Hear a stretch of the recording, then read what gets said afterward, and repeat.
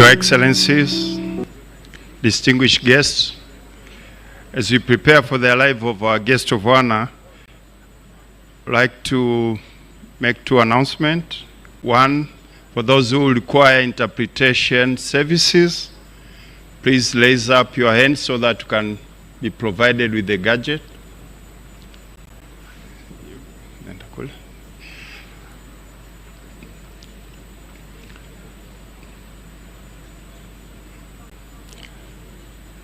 So our interpretation will be number 1, English, number 2, French, and number 3, Kiswahili. We also appreciate your discretion regarding photography during the formal moments. and I will share them with you through the Ministry of Foreign Affairs and the East African Cooperation. Thank you.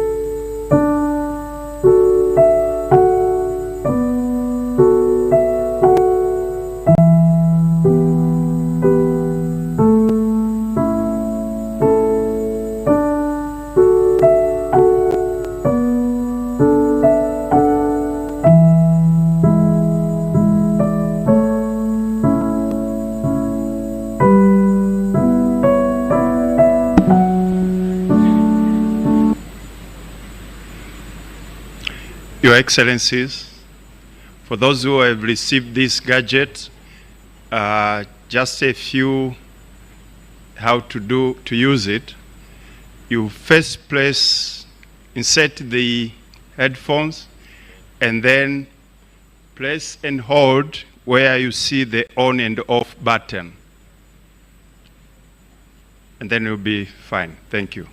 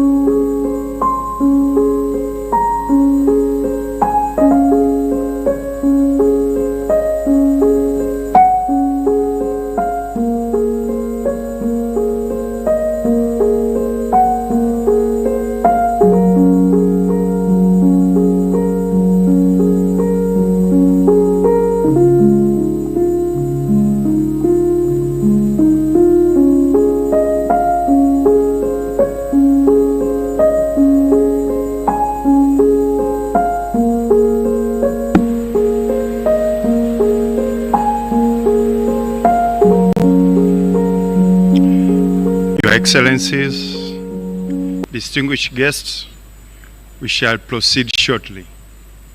Thank you.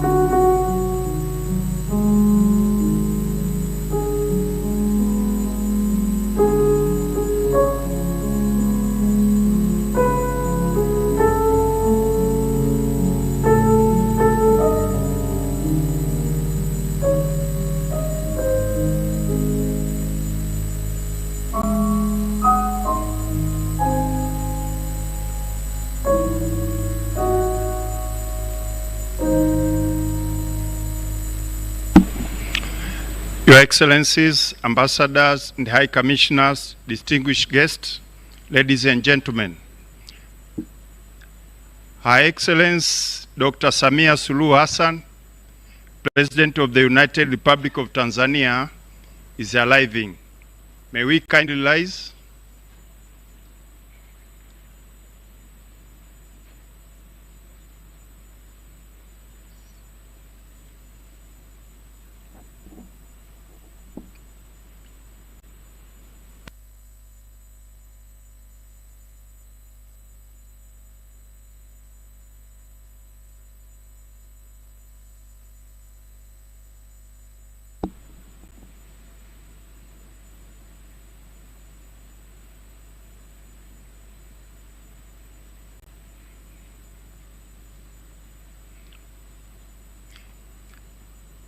Your Excellency, Dr. Samia Suluhu Hassan, President of the United Republic of Tanzania, with your permission, may I please ask your guests to take their seats. Thank you.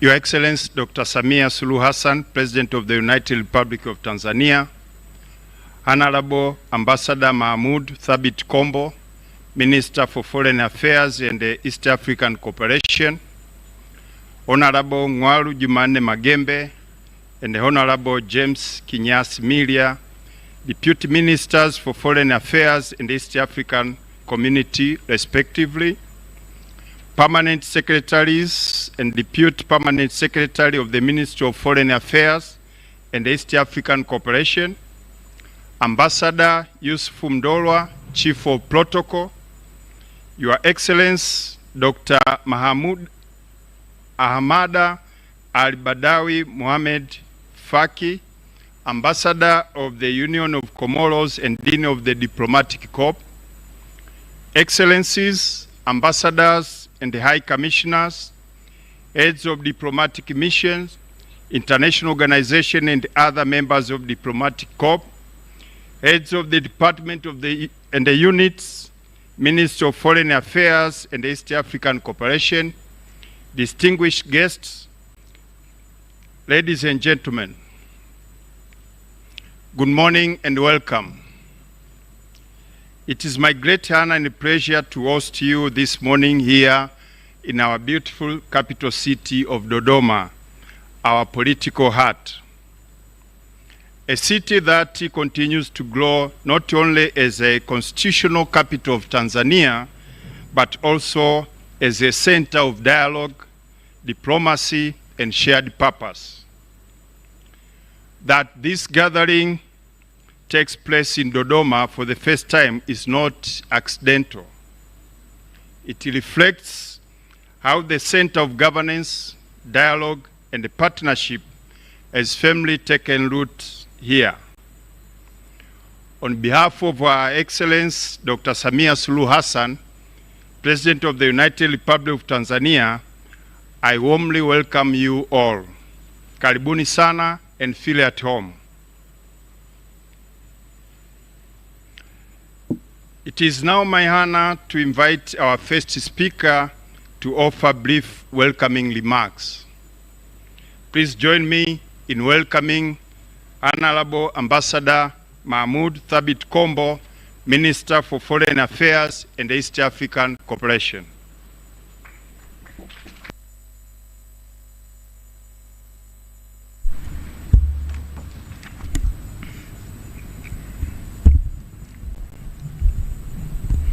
Your Excellency Dr. Samia Suluhu Hassan, President of the United Republic of Tanzania, Chief Secretary Dr.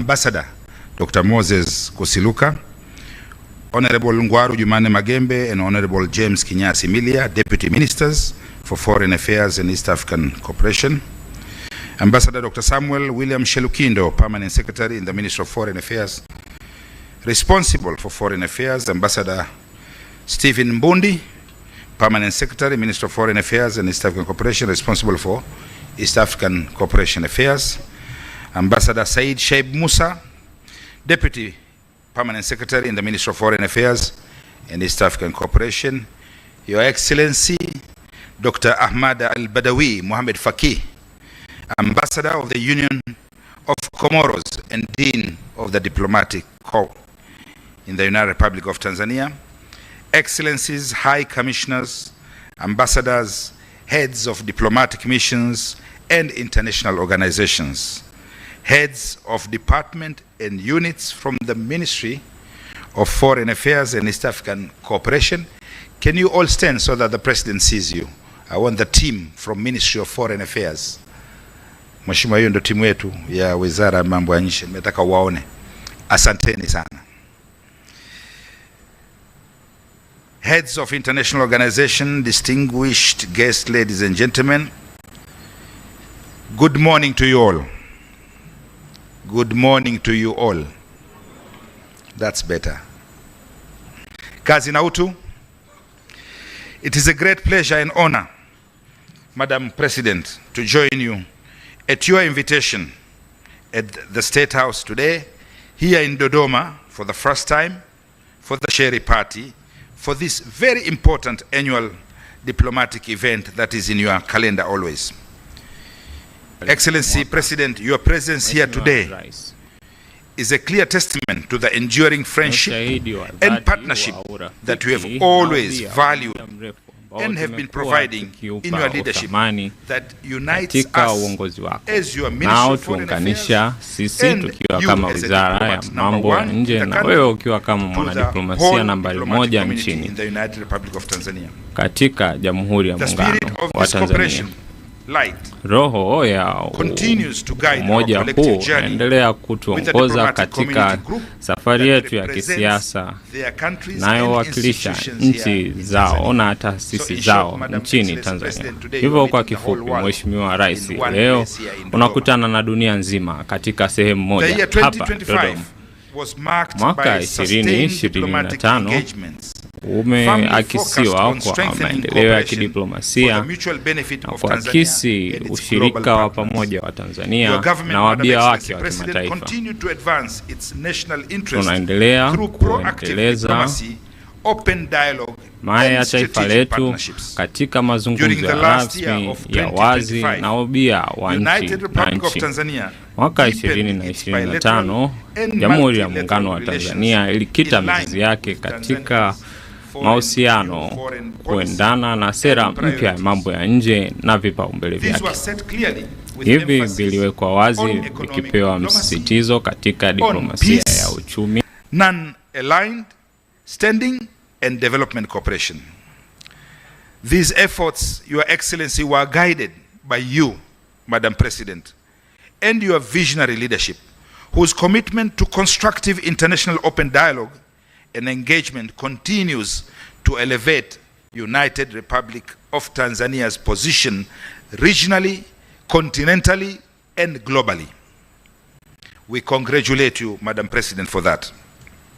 Your Excellency, Madam President, reflecting on the year 2025 more broadly, I was accorded the rare privilege and great honor to continue serving as your Minister for Foreign Affairs and East African Cooperation during your second term administration. I remain deeply grateful to Your Excellency, Madam President, for your renewed trust in me personally and the confidence level you have always given me. I have no enough words of appreciating this great honor that you have extended in my career. I say, Mheshimiwa Rais, asante sana. I would also like to take this opportunity in front of you, Madam President, to thank all the members of the diplomatic community here in Tanzania for their continued cooperation and support that they've provided me personally and my whole team in the Ministry of Foreign Affairs. I once again reaffirm my commitment to discharge my duties together with the team diligently with renewed vigor and to work closely with all the diplomatic community members and to ensure that their tour of duty in the United Republic of Tanzania is both productive, fulfilling, and a very memorable one. Excellency, Madam President, the second half of the last year reminded us all that change is the only constant. At home here in Tanzania, there was unorthodox and unexpected political disruption following the very regrettable events of October 29th during the general elections. These events, Madam President, impacted our country's standing and image globally. Here at home, we witnessed riots and attacks in both public and private properties, including sad moment of loss of lives. And while abroad, we witnessed disturbing developments of increased polarization, diminishing multilateralism, funding cuts, and global economic uncertainty. Our foreign policy and our Tanzanian diplomacy were put to the test for the first time in our history since independence 64 years ago.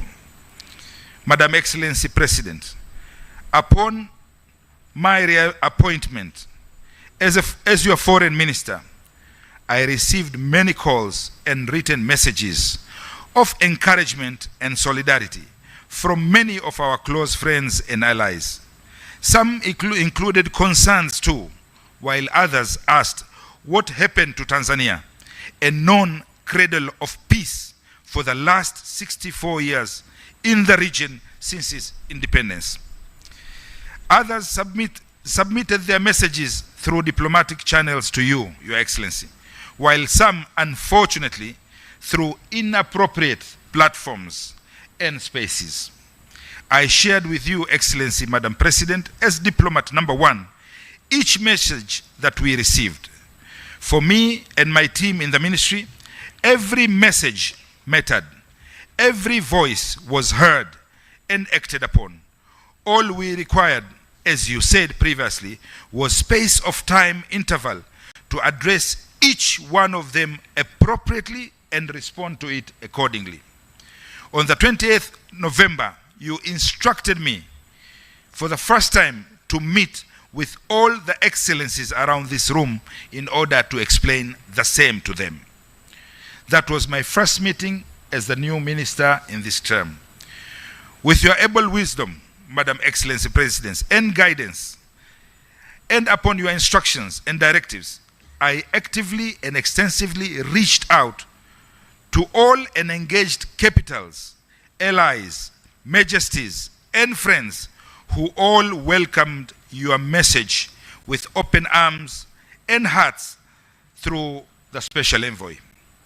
Madam Excellency President, to those who needed more clarification, I provided it and shared our narrative. With those narratives, where those narratives differed from ours, I gave them a detailed explanation with supporting evidences. Finally, we were well understood as a nation, and the United Nations agreed to provide space for healing and recovery via your inquiry commission, which I clearly explained to be followed by reconciliation through Your Excellency, Madam President, strengthened for our practical approach, which you clearly mentioned in your speech during the launch of Inquiry Commission, who also met this diplomatic community present here today.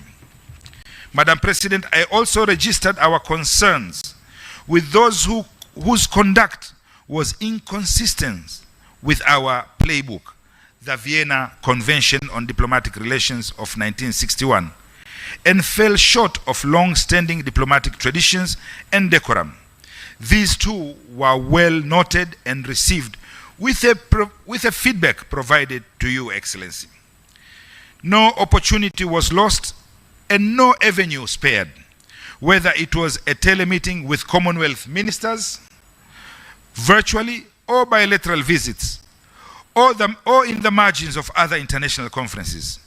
I reached out with your instructions with the same message, Your Excellency, that there is a return to normalcy in Tanzania and the lives of Tanzanians, and that our government is taking bold measures to fix what was tested but not broken. The message was very loud and clear that we stand stronger as a nation, united in our healing process and unified in our recovery. Madam Excellency President, I commend Your Excellency's leadership, consistency and clarity in your message throughout my journey, which I went around to meet different leaders to deliver this message. We managed to navigate the complexity under your leadership and endured difficulties and sustained momentum. We echo your promise of never shying away from any engagement, and let's have an open dialogue with respect, but in ways and manners that respect our political space, our mutual interests, our dignity, heshima yetu, our values, traditions, and culture. This is consistent with the pillars and principles of our Constitution and foreign policy of the United Republic of Tanzania. That is what makes us Tanzanians a unique identity that we pride ourselves globally. It would be a remiss for me, Excellency Madam President, not to mention and acknowledge all our gallant ambassadors, high commissioners, and diplomats abroad representing our nation. They have been your very strong foot soldiers in diplomacy for staying on course and actively engaging host governments, partners, and people of goodwill with Tanzania with the same message globally. To them we say asanteni sana waheshimiwa mabalozi 50 mnaowakilisha Tanzania nje ya nchi katika ulimwengu mzima. As we move forward into 2026, the Ministry of Foreign Affairs and East African Cooperation remains steadfast in its commitment to strengthening strategic partnership, promoting Tanzania's interests, and contributing to the regional and global peace and development. Excellency, Madam President, as stated earlier, my role was merely to set a stage and welcome you. But before I welcome you, I would like now to welcome the Dean of all ambassadors and high commissioners here in United Republic of Tanzania. So, Mheshimiwa Dean, karibu sana.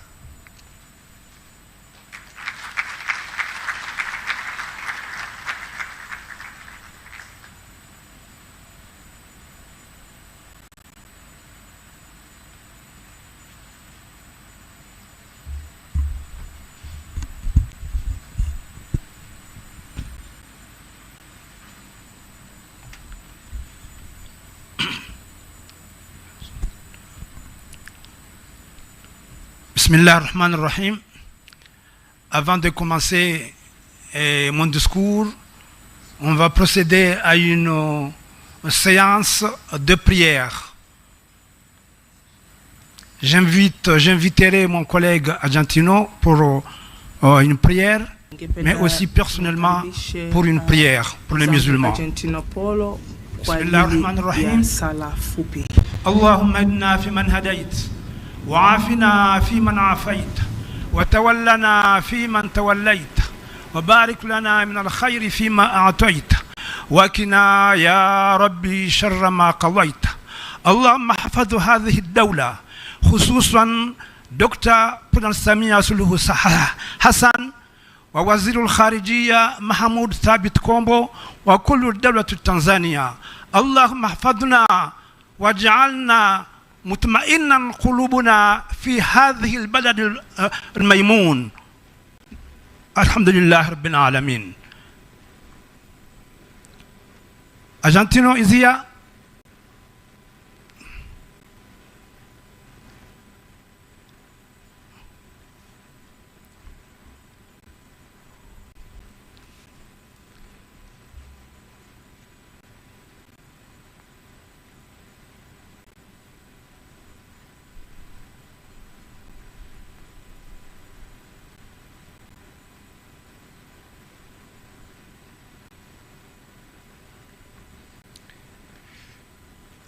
Dear Heavenly Father, we thank you for having gathered us today.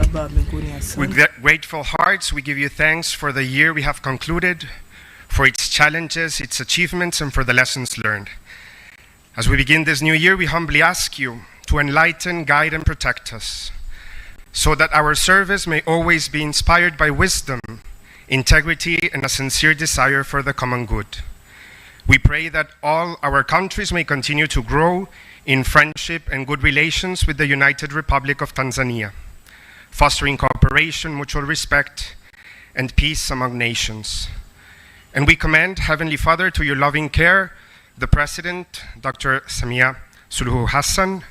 May you bless her, grant her strength and perseverance, and guide her along the path of reconciliation and unity, so that Tanzania may continue to flourish in peace, justice, and harmony. We ask this through Jesus Christ, our Lord. Amen.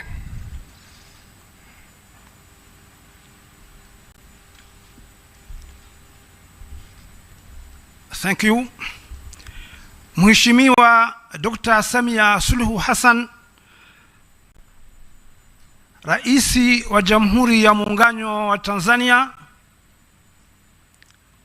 Mheshimiwa Balozi Mahmoud Thabit Kombo, mbunge, waziri wa mambo ya nje na East African Cooperation wa Tanzania, naibu waziri Ngarujumani Mangembe, bunge, Kinyasi Milia, bunge,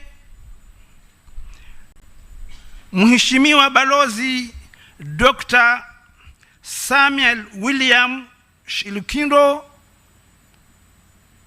katibu mkuu wizara ya mambo ya nje, Mheshimiwa Stephen Bundi, katibu mkuu in charge Afrika ya Mashariki, naibu katibu Musa Shaib, Balozi Yusuf Mdolwa, mkuu wa itifaki, mashawiri ahadul mashawir na wakurungezi walio hapa, wageni waalikwa, mabibi na mabwana, assalamu alaikum wa rahmatullahi ta'ala wa barakatuh.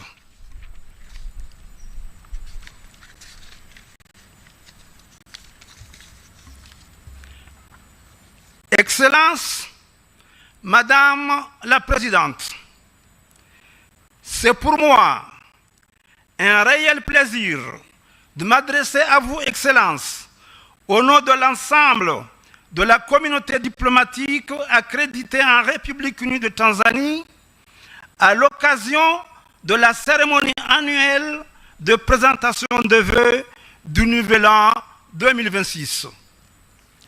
Cette rencontre constitue un moment privilégié de réflexion, de partage, placé sous le signe de l'amitié, de l'ouverture, de l'engagement mutuel, du respect et qui caractérise vos relations avec la communauté diplomatique. Tukiwa tunaendana na namna ambavyo kufahamika katika ushirika wa mabalozi hawa. Na naomba niruhusu Mheshimiwa Rais Dr. Samia Suluhu Hassan niweze kusema ya kwamba ninakushukuru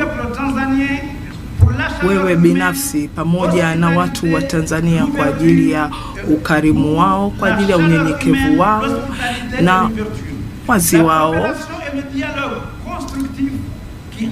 na umoja huu na ushirikiano huu ndo unaofanya tuweze kuendelea kushirikiana. Na pia ningependa kwa niaba ya mabalozi kukupongeza kutokana na kuweza kushinda kuendelea na uongozi wako kwa awamu ya pili, na tunaendelea kuwa na dhamira ya dhati kuendelea kufanya kazi kwa karibu na watu wa Tanzania, na pia tukiheshimu nchi ya Tanzania na maono ya ile dira ya 2050. Tanzania ina nafasi ya kipekee sana katika bara la Afrika na huu ukanda wa Afrika Mashariki na duniani kwa ujumla, na inafahamika kama nchi ya amani, kama nchi ya umoja na utulivu, na pia daraja la biashara, na ni taifa ambalo sauti yake ina nguvu hata ya kimaadili katika umoja na kadhalika.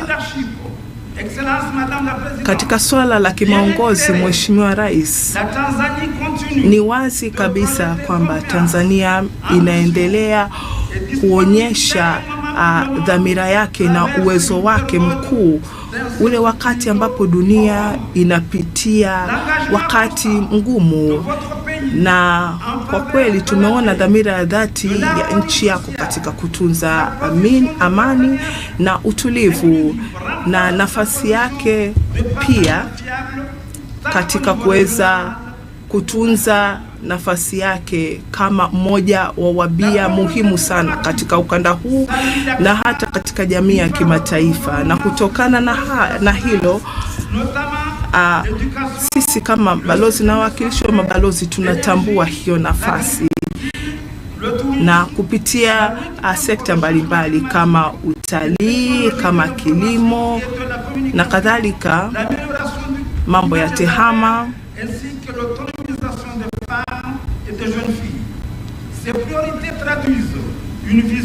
hata katika swala zima la ukosoaji wa wanawake, tumeona kabisa namna gani yote haya Tanzania mmezidi kuwa vinara na kuonyesha namna gani mnaweza kuonyesha mfano.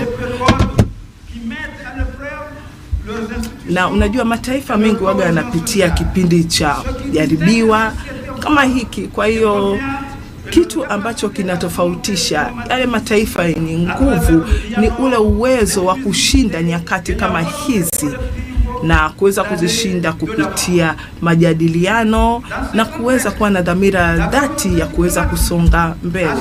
Kwa hiyo sisi kama mabalozi na wakilishi wa mabalozi kwa kweli tulifuatilia kwa ukaribu sana yale yaliyotokea baada ya uchaguzi mwaka jana 2025, na tukaona namna gani serikali ya Tanzania iliweza kulisimamia swala lote, na pia tungependa kutoa salamu zetu za pole, lakini pia tumfurahia na namna ambavyo kumeweza kuundwa ile tume ili kuweza kuona namna gani ya kuzuia matukio haya huko mbeleni.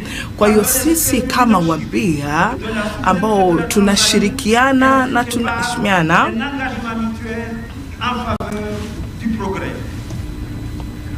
tunafanya haya kwa ajili ya kuweza kuleta maendeleo ya Tanzania. Kwa hiyo tunatangaza kwamba tutaendelea kufanya kazi kwa karibu na serikali ya Tanzania kupitia kuendelea kwa majadiliano na kuendelea kuwa na ushirikiano mkubwa, tukiendelea kusimamia filosofia ambazo hata wewe kama Mheshimiwa Rais unaendelea kuzisimamia.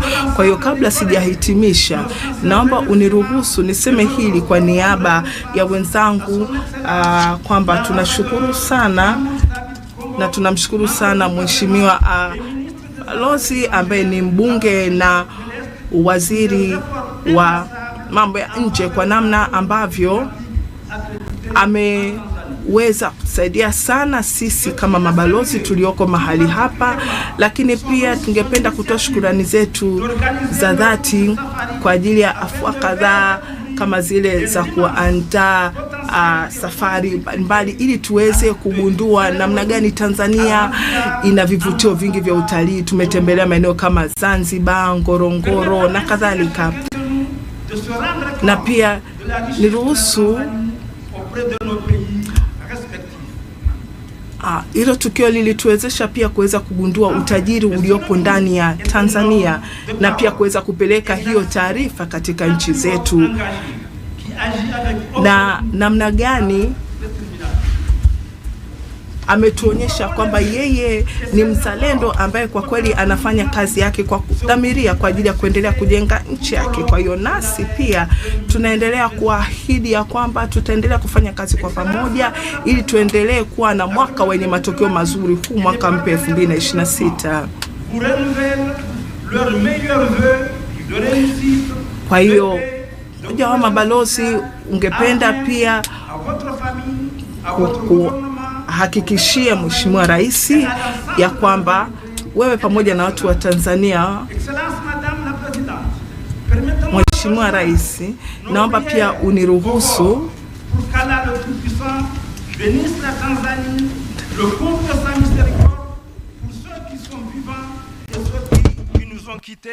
et enfin accorde un prompt rétablissement à ceux qui sont malades. Vive la Tanzanie! Waombea wale ambao wamepata machungu kupitia jumuiya ya kimataifa. Asanteni.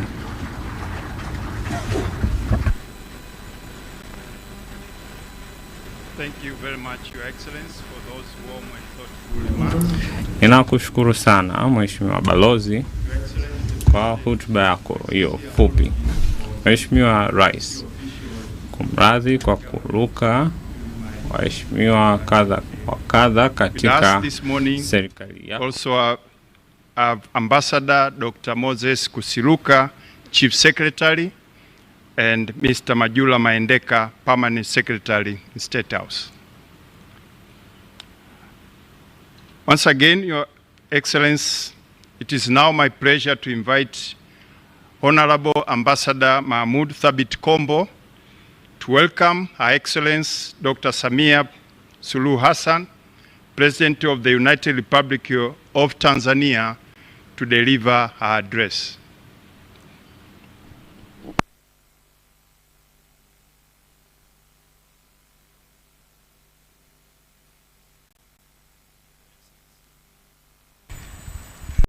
Your Excellency, Dr. Samia Suluhu Hassan, President of the United Republic of Tanzania. I did address the Chief Secretary, but I also apologize I didn't see your PS Majura Maendeka. Maybe you can stand so that the whole world sees you today, because the world is around here today in one room in Dodoma. Asante sana Chief Secretary, asante sana PS Maendeka. As I said earlier, today is not my stage for speaking. The distinguished heads of missions, representatives of regional and international organizations present here today, the high commissioners and ambassadors, together with all other esteemed guests that Your Excellency have invited, are keen and eagerly ready to hear you. And therefore, it is my distinct honor to welcome you, Madam Excellency,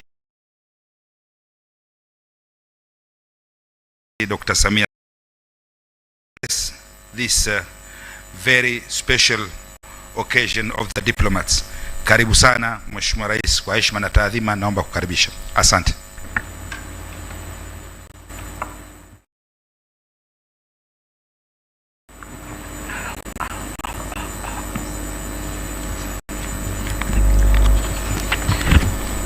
May we please take our seats?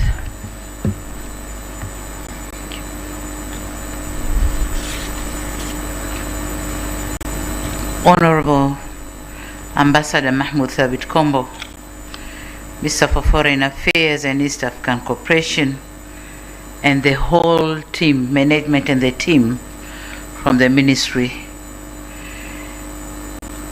Ambassador Dr. Kosiluka, the Chief Secretary of the government, Principal Secretary, the President's Office, Majura Mahendega, Excellencies, Your Excellency Dr. Ahmad Al-Badawi Mohamed Faki, Ambassador of the Union of Comoros and the Dean of the Diplomatic Corps, Excellencies, Heads of Diplomatic Missions and International Organizations, and other members of the Diplomatic Corps, distinguished guests, members of the press, ladies and gentlemen, good morning.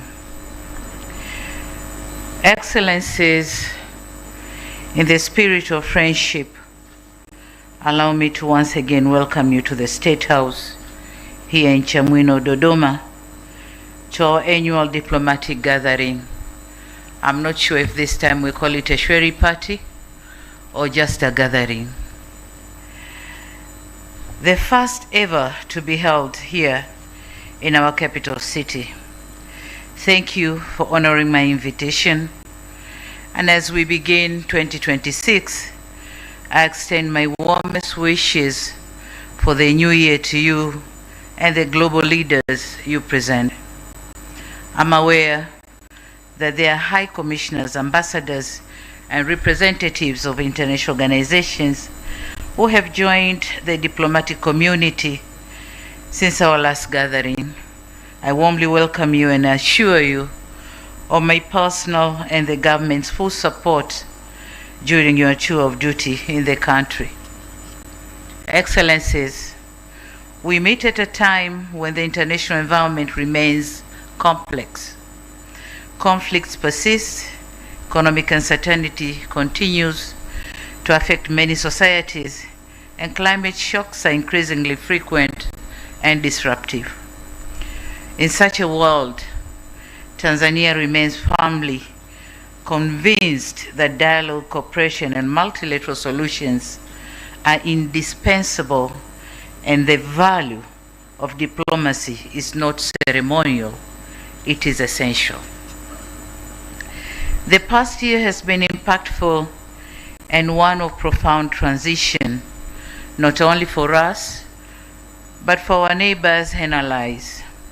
In memoriam, we pause to honor the prominent global icons who have passed away this last year. Their contributions to development will forever be etched in our history.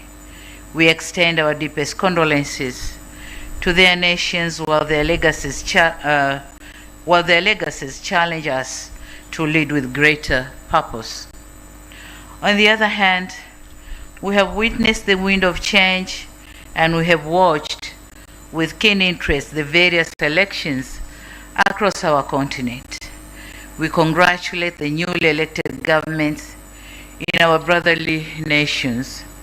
Tanzania stands ready to work with these new administrations to strengthen African Union's vision of an integrated and prosperous continent. We note with satisfaction the prevailed democratic resilience across the globe. Despite our own challenges, we celebrate the peaceful transition of power seen in friendly nations abroad, including some of your own countries. Their success provides us with a roadmap for our own institutional reforms. As you are aware, diplomacy is deeply rooted in mutual respect, and I wish to take this moment to extend my warmest congratulations to all nations celebrating their national days this month. Tanzania celebrates with you. Your progress inspires our own, and your friendship is a pillar of our foreign policy. Excellencies, the past year was a significant chapter in Tanzania's journey. Economic diplomacy remained central to Tanzania's foreign policy, with government's efforts focused on attracting investment, strengthening public-private partnerships, and expanding priority sectors to drive economic growth, create employment, and promote inclusive development. My administration remains committed to further unlocking our economy by, among other things, empowering the private sector. Looking ahead, we'll pay particular attention to the blue and green economies, logistics, manufacturing, and digital landscape. Furthermore, we are eager to harness our extractive sector, including natural gas, iron, steel, and critical minerals to drive national development. Excellencies, as you are aware, we successfully conducted our 7th democratic election, achieving a milestone with nearly 44% women representing in the National Assembly, and the election was solely financed through domestic resources. This underscored national ownership, institutional maturity, and the government's commitment to self-reliance in managing democratic processes. Despite these remarkable achievements, with heavy hearts, we acknowledge the challenges of the unrest and violence on the election day and shortly thereafter. Our response was essential to maintain constitutional order and ensure safety of all citizens and diplomatic community.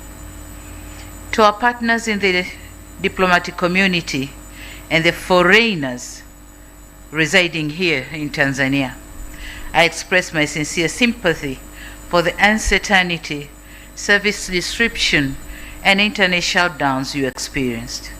I assure you, we remain vigilant to ensure your safety and prevent any repeat of such experiences. Excellencies, democracy is a journey of growth. Every political system contains grievances. It is clear that there is no global formula for these unique challenges, and we must afford each other the space to learn and grow with humility. To those who send solidarity and congratulatory messages, we thank you. To those who didn't, we take note of your feedback too. I ask your friends of goodwill to lend their support to our reforms. And to those who may not share our vision, I ask that you at least respect our sovereignty. The voice of Tanzanians has been heard through the ballot box, and that voice must be respected. To foster national healing, or in order to foster national healing, I've undertaken the following steps. 1, establishment of the Ministry of Youth under President's Office to institutionalize the image of our next generation. But 2, pardoned 1,787 convicts associated with the unrest and violence of 29th October last year. 3, constituted an independent commission of inquiry in accordance with our Constitution. And lastly, pledged to establish a Truth and Reconciliation Commission to proceed our new constitution process. My administration is resolved to use this second term to repair, rebuild, and renew our nation. To my fellow Tanzanians, the discord we witnessed is not who we are. It's not at all. To our international partners, we recognize that stability is the currency of diplomacy. Today, I plead that our path forward will be paved with the stones of justice, dialogue, and a renewed respect for the democratic process. And in this regard, allow me to quote philosopher Søren Kierkegaard, who once said, "Life can only be understood backwards, but it must be lived forwards. In this context, as a country, we understand the mistakes of our past, but our eyes are fixed firmly on the future. Excellencies, Tanzania remains one of the Africa's fastest growing economy, with almost 6% GDP growth and inflation maintained at a stable 3.3%. In addition, the national debt continues to be sustainable, with the debt to GDP ratio currently standing at 48.2%, below the threshold of 55% for low-income countries. As for our capital markets, the Dar es Salaam Stock Exchange saw market capitalization rise by 34.3%, reaching billions of Tanzanian shilling, about 23,995 by year end.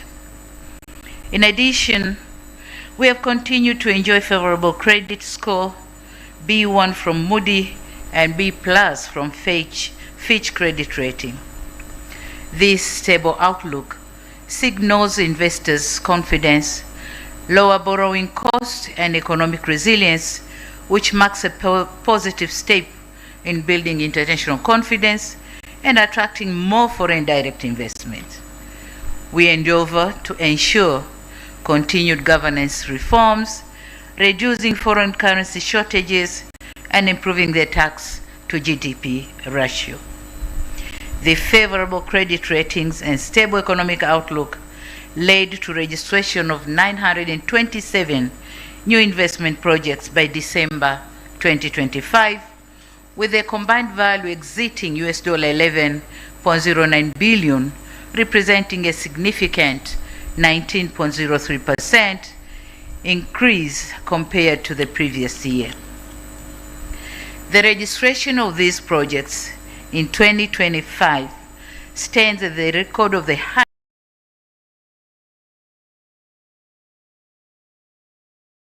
highest number of projects registered in calendar year since the establishment of the Tanzania Promotion Agency, breaking the record of 905 projects last year. On these 927 projects, 66, equivalent to 7.12%, are expansion projects, demonstrating sustained confidence by existing investors in Tanzania's growth trajectory and its investment climate. Collectively, the 927 projects are expected to generate more than 162,895 new jobs for Tanzanians, while foreign direct investment FDI remained robust. Local investors' participation also remained strong, with 288 projects, equivalent to 31.07%, expected to be implemented by domestic investors, reflecting growing confidence among Tanzanian entrepreneurs. To our investors, we pledge to ensure the existing and new investments are protected and secured. On the other hand, in 2025, we continued with our industrialization journey, and we have experienced a rise in key economic sectors. The leading sectors include agriculture, of which its productivity continued to grow, with the food self-sufficiency ratio standing at 128% in 2024-25, reflecting a growth of around 3.2% over the period. In mining, we witnessed a further surge in activity, with mineral production increasing by 48.27% from 10.6 trillion in 2023-24 to 15.8 trillion in 24-25. The percent driven largely by gold, coal, building and industrial material. We are leveraging the 47.27% surge in mineral production witnessed in 2024-25 to bolster our national economic security. We now require large-scale miners to to refine and sell at least 20% of their gold to the central bank to bolster our foreign reserves. We have also witnessed notable growth in the tourism sector, with the receipts rising from $1.3 billion in 2021 up to $4 billion in third quarter of 2025. Furthermore, Tanzania was honored as the world's leading safari destination 2025 at the World Travel Awards, reaffirming our standing as a premier global destination for wildlife and nature-based tourism. This recognition attests to our strong commitment to conservation, high-quality service delivery, and suitable tourism development, while further strengthening investor and visitor confidence in Tanzania as a safe, attractive, and rewarding destination. To further promote tourism, trade, and connectivity across the African continent, Air Tanzania expanded its route network in 2025 to key destinations and supporting the growth of intra-African tourism. We remain focused on expanding our connectivity, accelerating infrastructure development, and diversifying tourism offerings as we position Tanzania as a regional hub for tourism, trade, and logistics in Africa. Excellencies, this year marks the launch of Tanzanian Development Vision 2050, or Dira 2050, aiming for double-digit economic expansion through productivity gains in agriculture and industrial value addition. In this regard, we will also prioritize new economic frontiers by unlocking the blue economy, green economy, logistics, and digital landscape. Key focus will also be placed on harnessing natural gas, and our efforts will be geared toward the finalization of the $42 billion liquefied natural gas project, which will position Tanzania as a major player in the global energy market. On the other hand, the country is building an enabling environment that will attract investment, innovation, and promote local value addition in the critical mineral sector. Our drive will be towards promoting responsible investment that power the technologies of tomorrow, support the global energy transition, industrial development, and ensure direct benefits for Tanzanians. We invite governments, private sector actors, and development agencies to come partner with us in this key sector. My government is committed to managing these resources responsibly, transparently, and inclusively. I note with great enthusiasm the recent G20 endorsement of the critical minerals agenda. Tanzania fully supports this initiative and stands ready to engage actively with international partners to ensure that these resources contribute both global clean technologies and inclusive growth at home. Excellencies, as we all know, to unlock the economy, we need to invest in key infrastructure projects. Work is still going on to ensure completion of the standard gauge railway and the East African crude oil pipeline, which is set for completion in July 2026. The completion of Julius Nyerere hydropower plant and the operationalization of the SGR are not just engineering milestones, but engines of our new mineral economy. We are also putting a strong emphasis on value addition, export capacity, and job creation through the special economic zones by linking infrastructure and industrial ecosystems. Our message is clear. Tanzania is moving from exporting raw potential to exporting the value-added commodities. Within this strategy, ports and trade gateways play a critical role.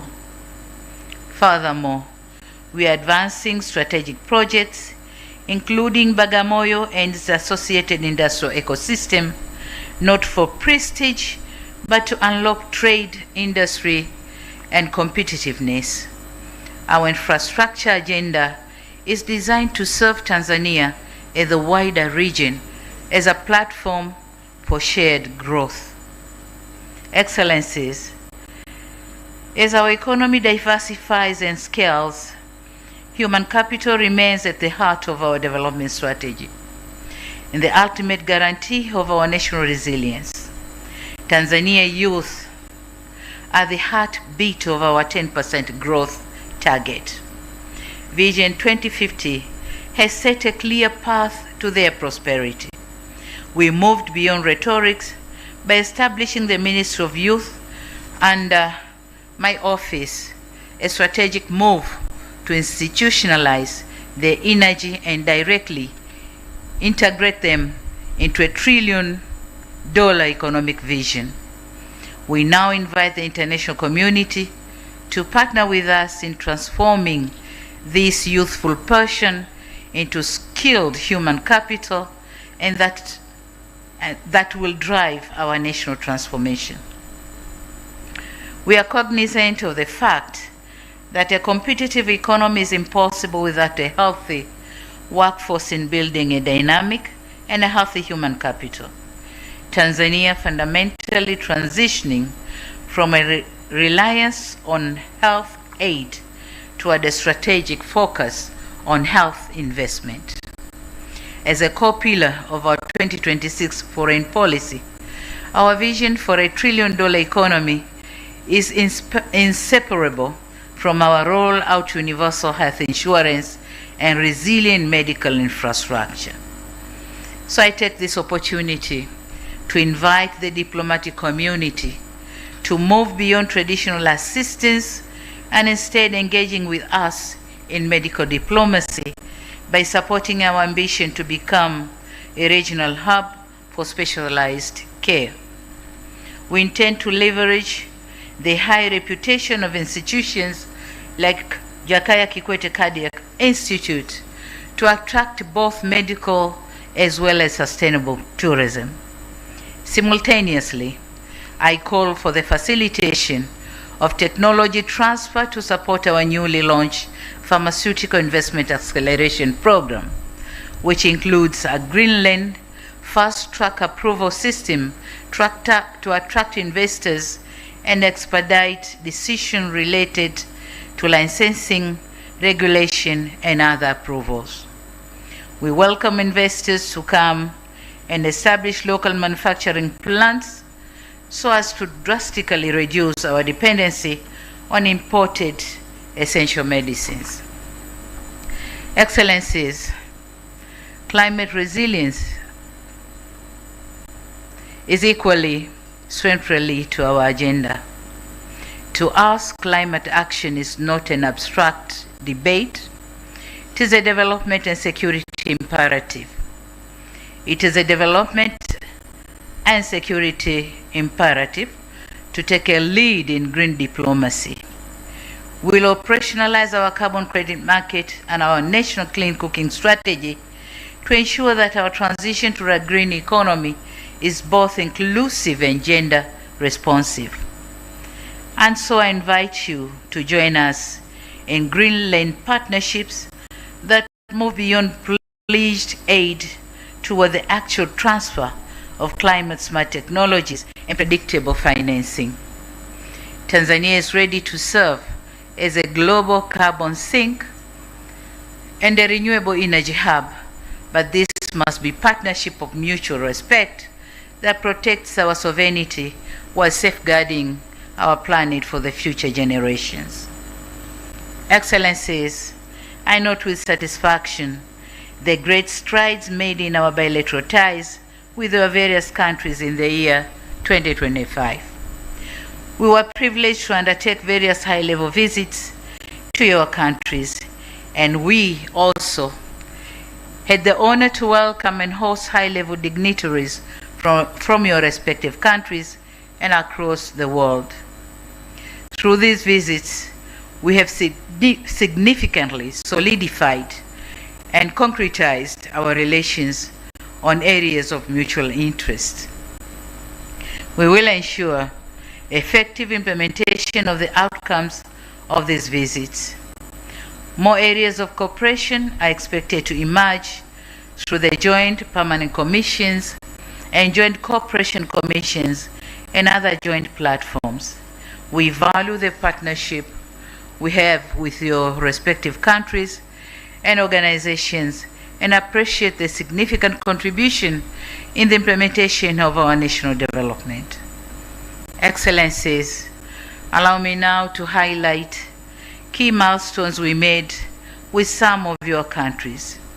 We remain grateful to the government of the People's Republic of China for the launch of the China-Zambia Prosperity Belt, the securing of the $1.4 billion of the revitalization of the historic Tazara Railway will not just honor the legacy of our two founding fathers, but position Tanzania as the primary logistics gateway to the entire SADC region.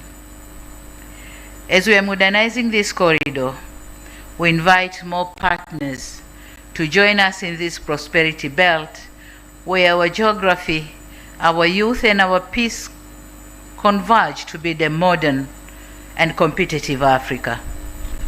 On the other hand, we note with satisfaction our partnership with the Russian Federation through the Mantra Tanzania investment in the 𝐊𝐄𝐍𝐕 uranium project. This $1.2 billion investment aims to unlock one of the world's largest uranium deposits and move Tanzania beyond resource extraction to secure high-value technology and thousands of industrial jobs for our youth. As for our partners in the United States, our collaboration on $2.1 billion project of the Kabanga Nickel project is a shining example of our not business as usual approach to bilateral cooperation by moving towards a final investment decision this year. We are not just opening the mine, but launching a modern green industrial revolution.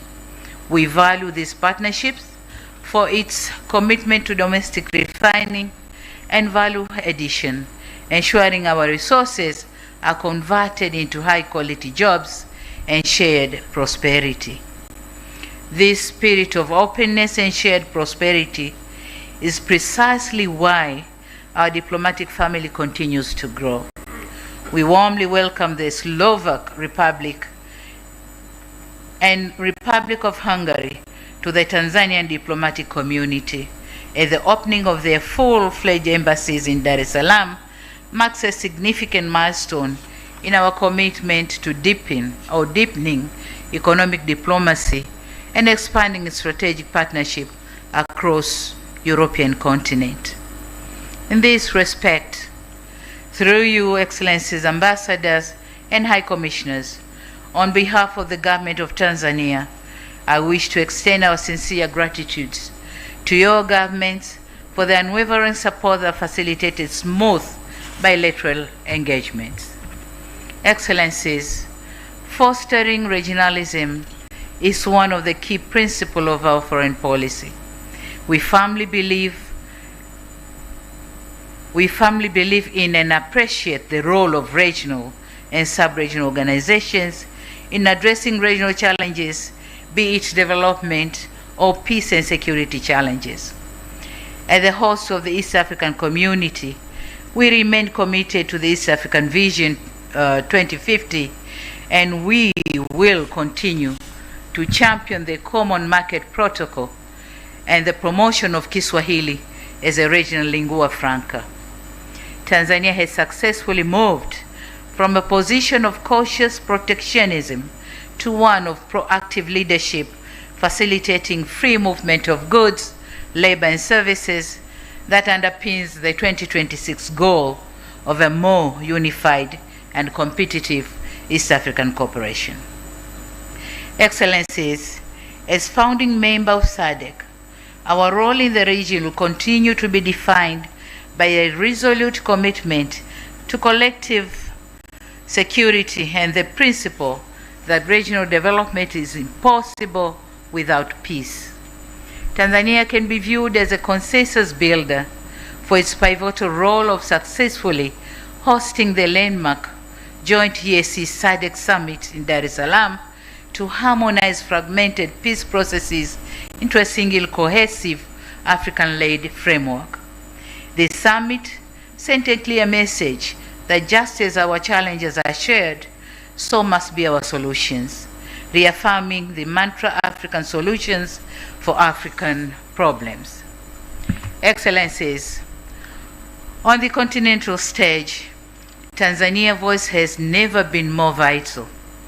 As the third vice chairperson of the African Union and a member of the African Union Peace and Security Council over the past 4 years, the United Republic of Tanzania has played an active and constructive role in shaping Africa's governance and peace and security architecture. Guided by a long-standing tradition of Pan-African solidarity and responsible multilateralism, Tanzania has consistently championed diplomacy, inclusive dialogue, and African-led solution as the most effective pathways to conflict resolution, social cohesion, national unity, and lasting stability.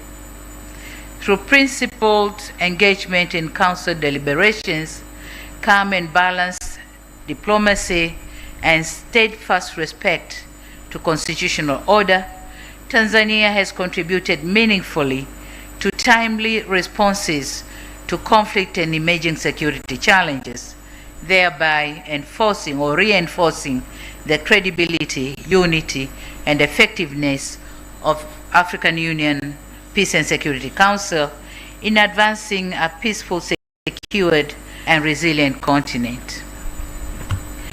Excellencies, in addition, we are using our mandate in the AU Bureau to drive the second 10-year plan of Agenda 2063, specifically focusing on African Free Continental Trade Area, full implementation and the global elevation of Kiswahili as a tool for trade. In leveraging the African Continental Free Trade Area, Tanzania continues to engage in trade activities, whereas we have recorded positive balance of trade through the African Continental Free Trade Area Guided Trade Initiative. Also, as the champion of women and youth in trade and the African Continental Free Trade Area, I call upon the international community to support the financial inclusion agenda for women and youth to facilitate their involvement in trade. On multilateralism, Excellencies, we are meeting at a time when the global architecture of cooperation is under strain. Growing unilateralism threatens to bypass the very institutions that have maintained global peace for decades. Tanzania's response to this trend is clear. Multilateralism is not optional, it is essential. Tanzania's commitment to regionalism and multilateralism remains unshaken. In an area of growing unilateralism, we believe multilateral platforms are the only way to balance interests and coordinate actions for the global good. In 2025, we utilize every multilateral platform to advocate for a more equitable global financial architecture, refuse to be mere spectators in debates that affect our sovereignty. We use our voice to urge the global powers to ensure that the rules of the international system work for many, not just for the few. Excellencies, the year 2025 also carried special significance for the international community as the 80th anniversary of the United Nations. For Tanzania, this milestone was not merely commemorative. It was an opportunity to reaffirm our enduring faith in multilateralism, international cooperation, and the founding principles of the United Nations. In our engagement at the United Nations during this anniversary year, Tanzania underscored a clear message that the credibility and relevance of the multilateral system must be preserved through equity, inclusiveness, respect for international law, and meaningful reform, particularly to ensure that the voices and interests of developing countries are fully reflected. Tanzania reaffirmed that peace, development, and human dignity are inseparable, and that global challenges demand collective, rule-based solutions rather than unilateral actions. Excellencies, it is undeniable that Tanzania's outlook on the global scene in 2025 was both prospective and challenging. In the year 2026, our voice will be raised to offer solutions, and our efforts will be concerted to resolve challenges. We'll do so guided by our traditional tenets of promotion of peace and stability, good neighborliness, adherence to the principle of non-alignment, non-interference in domestic affairs of other countries, upholding human rights, including the rights to development, and promoting regionalism and multilateralism. Tanzania will therefore not seek to take sides in a divided world, but rather will seek to build bridges that will bring the world together. Our commitment is towards a world governed by law, not by force. Excellencies, it will be remiss of me if I do not appreciate the support rendered by your respective governments to various candidatures of Tanzania in different organizations whose elections was held in 2025. Moreover, in advancing our cultural diplomacy, Tanzania continues to champion the promotion of Kiswahili as a unifying language that connects peoples, culture, and economies across borders. A particularly historic milestone was reached last year with UNESCO's decision to recognize Kiswahili as one of the official languages of its General Conference. This decision of a profound importance, as it marks the very first time a language of African origin has been accorded such status as the organization's highest decision-making body. Thank you very much, UNESCO. In conclusion, Your Excellencies, Tanzania remains a friend for all. We are non-aligned but multi-engaged, bridging the global West concessional support or the global East infrastructure support. We seek sovereign pragmatism and engage in partnership that respect our autonomy while delivering mutual prosperity. The United Republic of Tanzania is focusing on its future.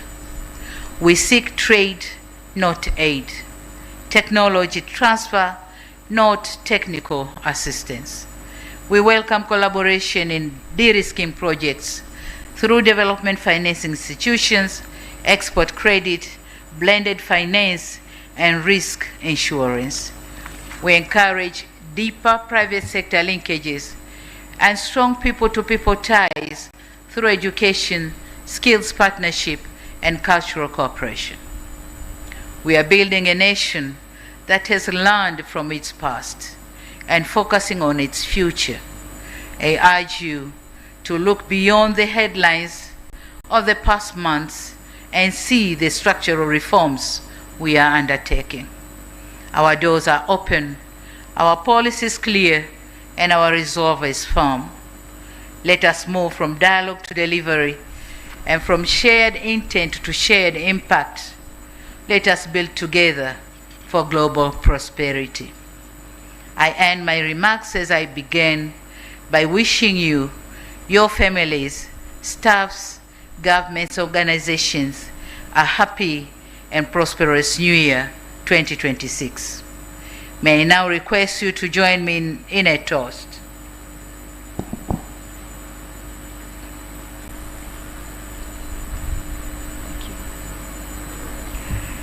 Let's toast for the continued peace and prosperity of the United Republic of Tanzania, for the strengthened friendship and cooperation between Tanzania and your countries and organizations, and for the continued well-being of all of us here present. Cheers, and a Happy New Year. Thank you very much. Asante sana.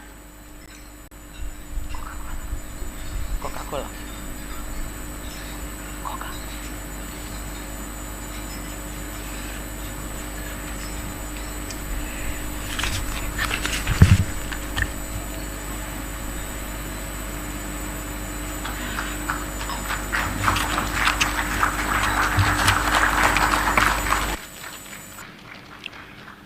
Thank you very much, Your Excellence, the President, for your leadership and for your reflection of 2025 and sharing your vision for 2026.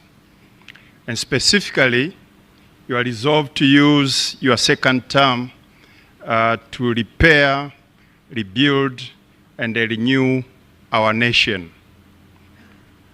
This, Your Excellency, is truly living the saying that life can only be understood backwards, but it must be lived forward. And for that to happen, your call for partnership speaks volume. That Tanzania remains a friend for all. Your Excellency, the President, we thank you. Your Excellencies, honorable guests, we will now move forward from formal remarks to a one-by-one greet Her Excellency the President session. Your Excellency, with your permission, may I kindly invite you to proceed to the center of the stage for the diplomatic community to greet you.